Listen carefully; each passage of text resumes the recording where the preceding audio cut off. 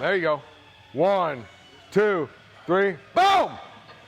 1, 2, 3, boom!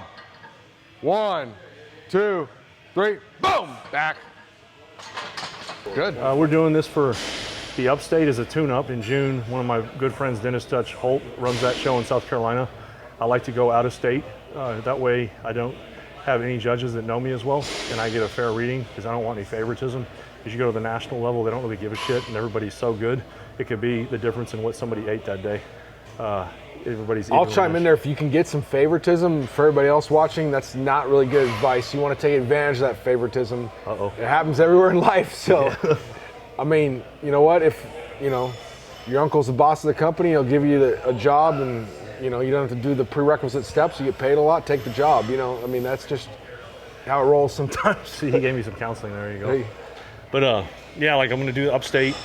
I'd like to get requalified in the Open again too, just to see if I can go up against the younger guys and give them a run for their money, being an old fart now that I just turned 40. But then I have my eyes set on the North Americans in Pittsburgh, over 35, over 40.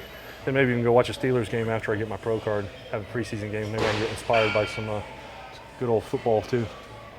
Yeah, so you see here, we're doing a ton of different stuff here, and Ed's gonna have to work hard because he was not somebody that, sometimes you hear about people that are pro bodybuilders and you'll see a picture of them on the beach when they're 17 years old and they look the equivalent of some kind of physique pro or something nowadays in one of the smaller divisions.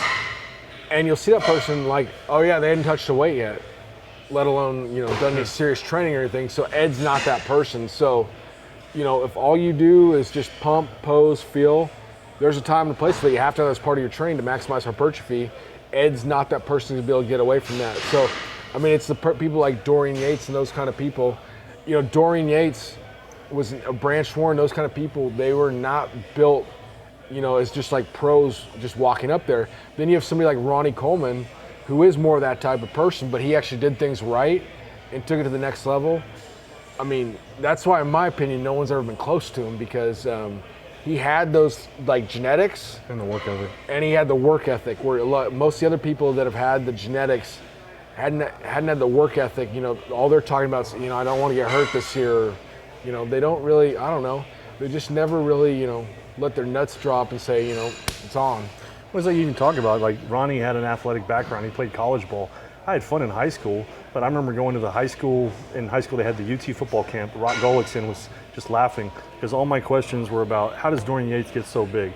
How do these athletes, these bodybuilders get so freakishly strong? He's like, this kid doesn't give a shit about football. He wants to be a bodybuilder.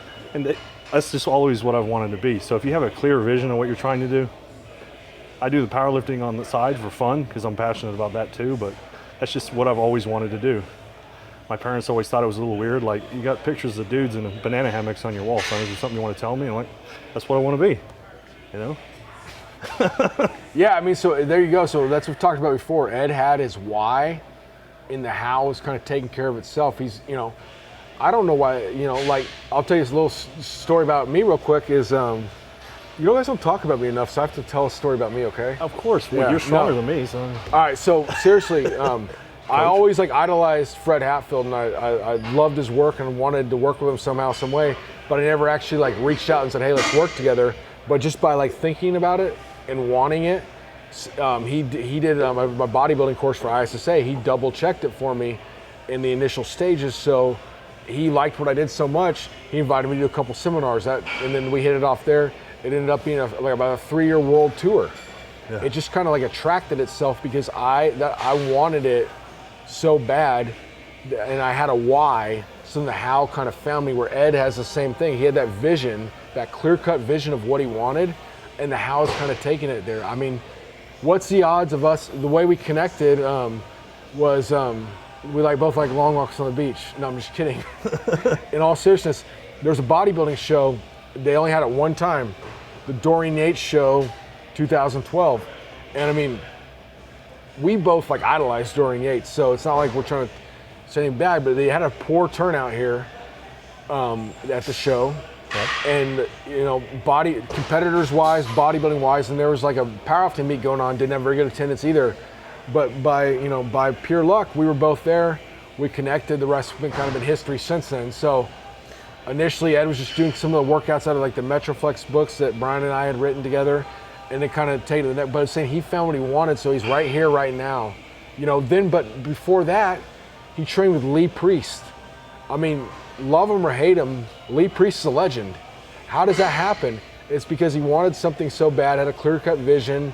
He had the why, so the how attracted itself. Now, I don't know if that's some sort of like magnetic energy that pulls like law of attraction, or if it's just you're so focused, but subconsciously you see the opportunities. I debate this in my head all the time of what it is, but it is.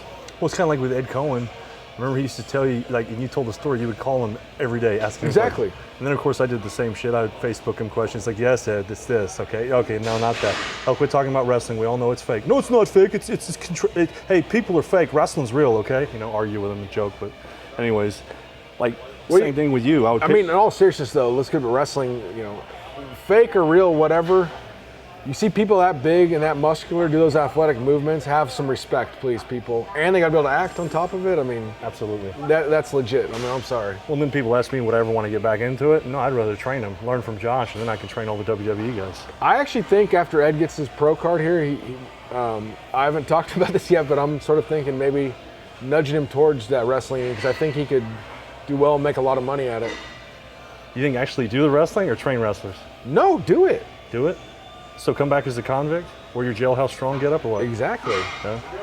Bring back the soap drop? That was my special move. On that note, I'm not really sure how to respond to that, but definitely you need to have a different strategy and a different way of doing things. I mean, it'd be unique if nothing else. I could be Eddie Mandro gel muscles and bring out Macho Man's nuts, the jar of the nuts where the Mandro gel comes from. It's not like those other synthetic creams. It's all natural because it comes from Macho Man's balls. Okay.